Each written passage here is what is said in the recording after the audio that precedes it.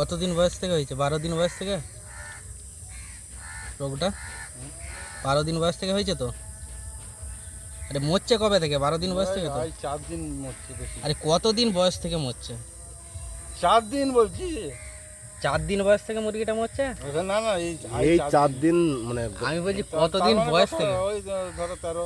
সেইটাই তো বলছি, 12-13 দিন বয়স থেকে মরছে।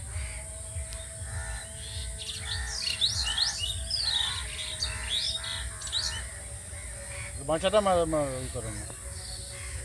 আচ্ছা দেখে নিয়েছি আমি কি হয়েছে, আর দরকার নেই। কিডনি ফুলে গেছে। এরকম হাট দেখেছিস? এরকম হাট সাদা ভ্যাট ভ্যাট করছে, দেখ কি অবস্থা।